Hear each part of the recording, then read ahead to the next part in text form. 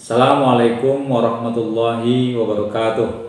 Pada pertemuan ini saya akan menjelaskan materi kita, yaitu tentang cara kerja ilmu sosial, ya. Bagaimana cara kerja ilmu sosial? Nah, kalau kemarin saya mengirimkan materi cara kerja ilmu alam, ya, maka sekarang saya akan menjelaskan cara kerja ilmu sosial.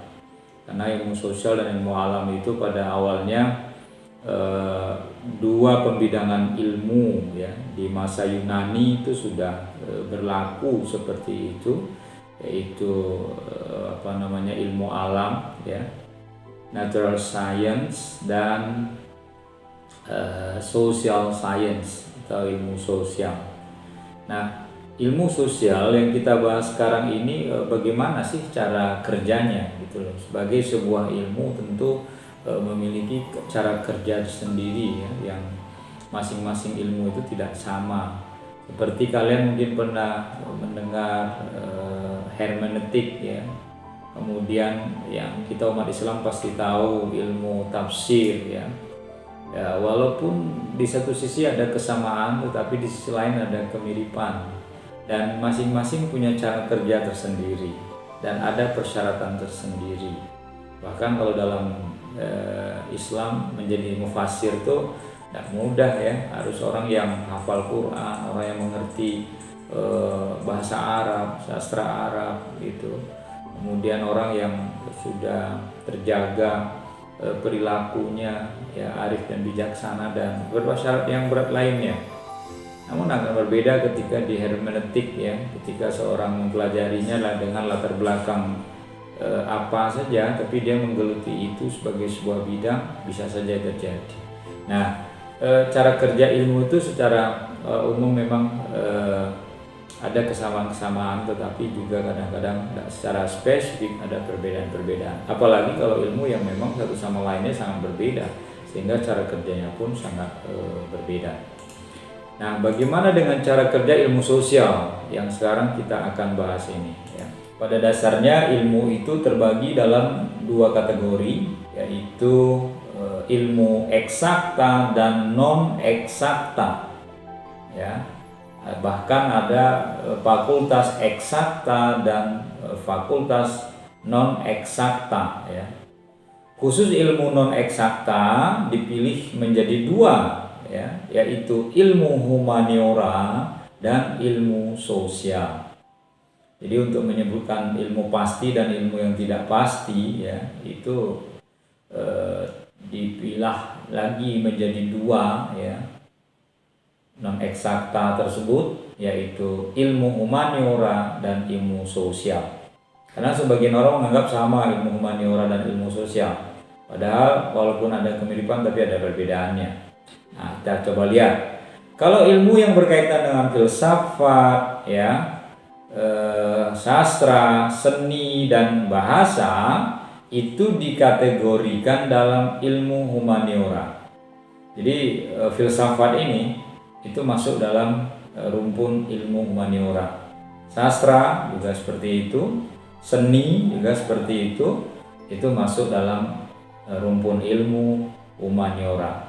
Sedangkan di luar itu adalah ilmu sosial. Jadi seperti ekonomi, hukum, ya, politik, ya. Nah, itu masuk dalam rumpun ilmu sosial. Ilmu sosial humaniora, ya, dibutuhkan karena di dalamnya terdapat bagaimana cara berhubungan antar sesama manusia. Jadi yang mengatur bagaimana hubungan sesama manusia, ya. Nah, itu kita membutuhkan ilmu sosial di dalamnya. Sehingga dengan ilmu tersebut kita dapat menjalin, ya, hubungan dengan manusia lainnya dengan menjalin hubungan yang baik. Jadi ada relationship kita sesama manusia, dan jalinan hubungan itu berkaitan dengan ilmu sosial. Makanya sosialita, ya, hubungan sosial, yaitu berkaitan dengan hubungan kita secara pribadi dan pribadi yang lainnya, dan jalan hubungan itu terbentuk dalam satu ikatan, baik itu masyarakat, ya, negara atau bangsa. Disiplin ilmu sosial yang termasuk disiplinnya adalah sosiologi, antropologi, ekonomi, sejarah, psikologi, ya, politik, dan hukum. Nah, itu masuk dalam disiplin ilmu sosial. Menurut Robert Brown dalam karyanya Explanation in Social, ilmu-ilmu sosial itu meliputi sosiologi, ekonomi, sejarah, demografi, ilmu politik, dan psikologi. Ya. Dia menambahkan demografi. Objek kajian ilmu sosial itu apa? Gitulah. Ilmu sosial itu memiliki objek kajian, ya. Tentunya sebagai sebuah ilmu sosial humaniora, nilainya manfaatnya atau nilai manfaatnya tidak bisa langsung dirasakan karena harus berproses dalam wacana yang panjang dan memerlukan negosiasi, kompromi, dan konsensus.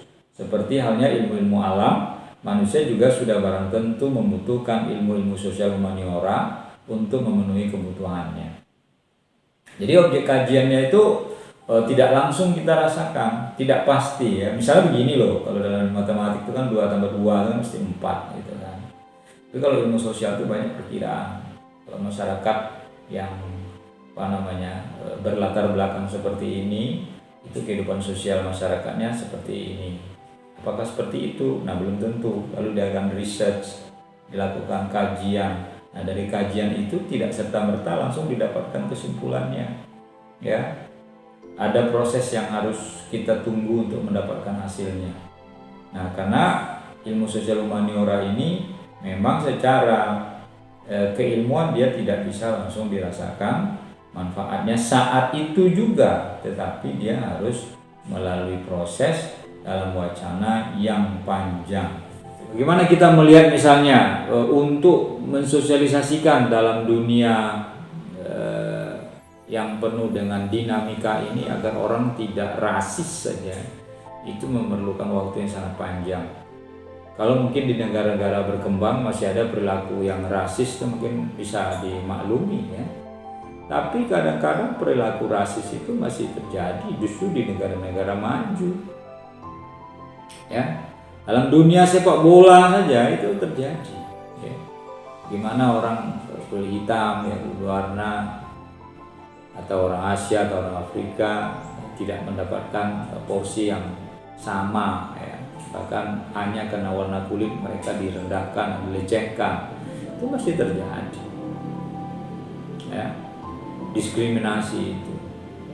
Atau kita melihat juga misalnya ketika terjadi perang saudara di Afrika, banyak kawasan-kawasan Afrika Utara yang menyeberang ke Eropa melalui Spanyol misalnya kan.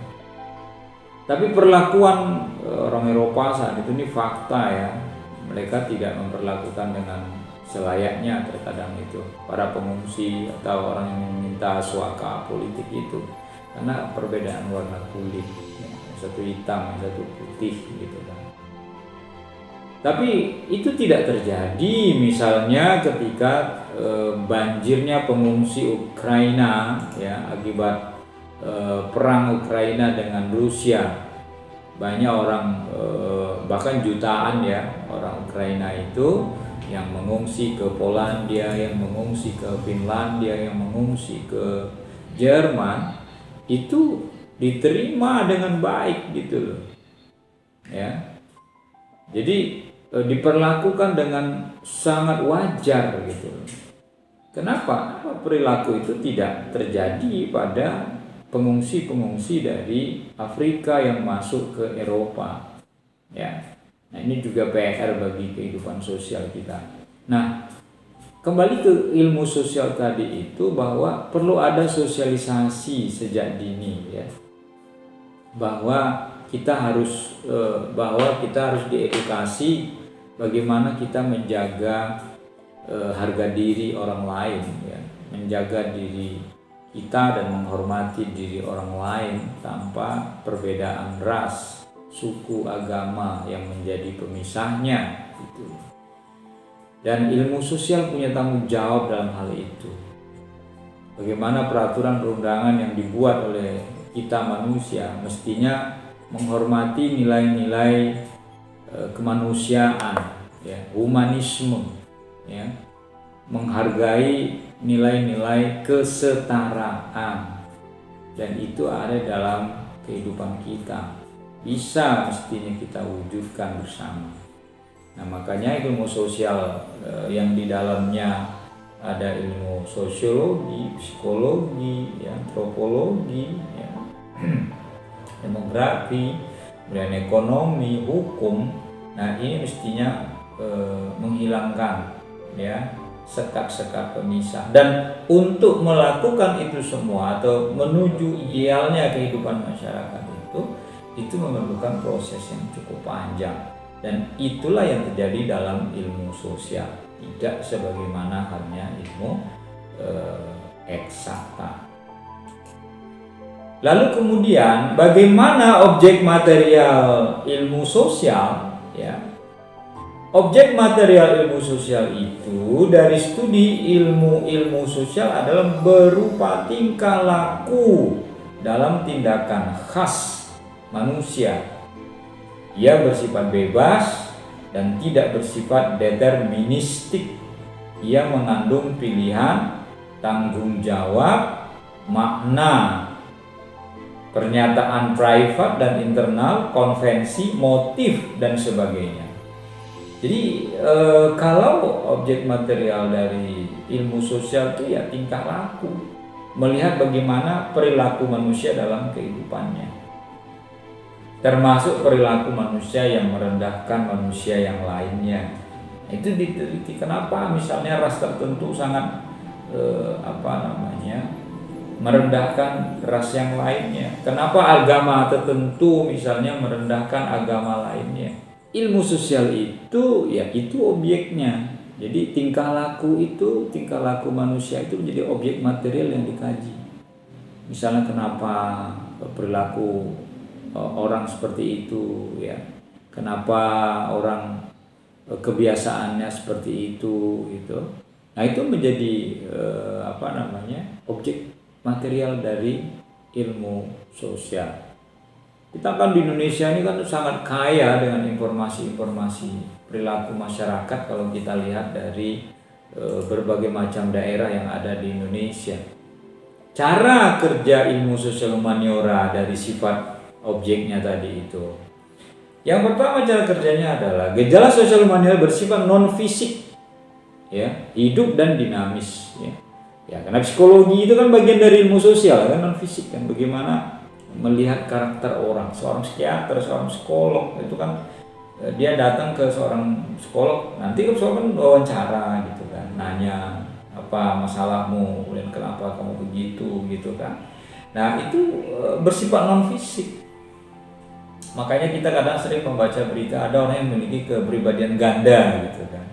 Jadi kepribadiannya itu ganda. Di satu sisi dia bisa seperti ini, baik gitu, sisi lain dia ternyata bisa menjadi orang yang sangat jahat gitu kan.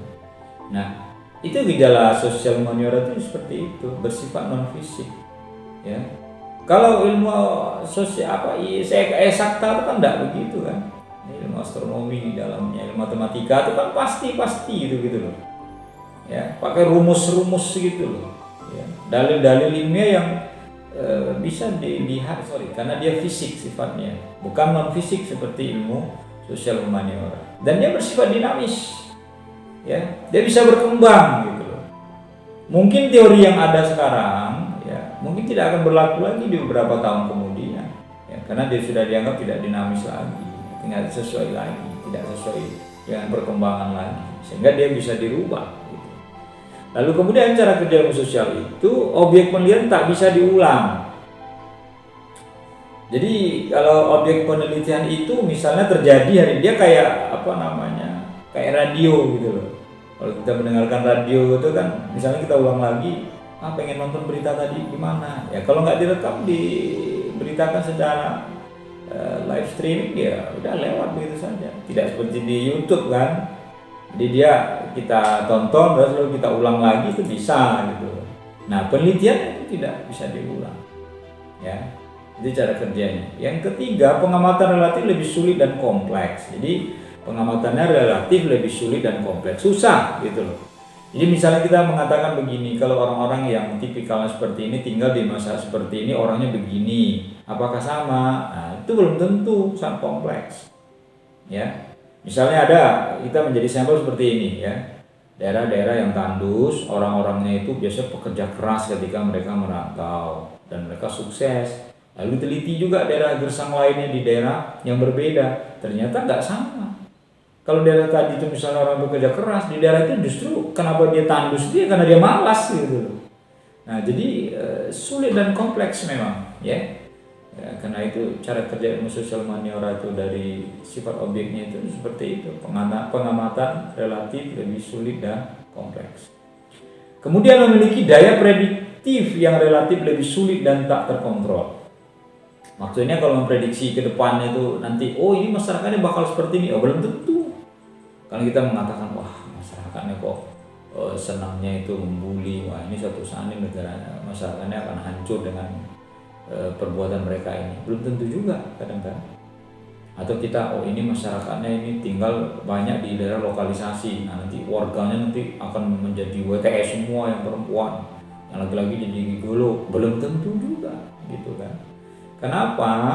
Karena daya prediktifnya itu, akurasinya itu tidak bisa 100% benar ya, karena lemahlah untuk daya prediktifnya itu dan sulit terkontrol gitu.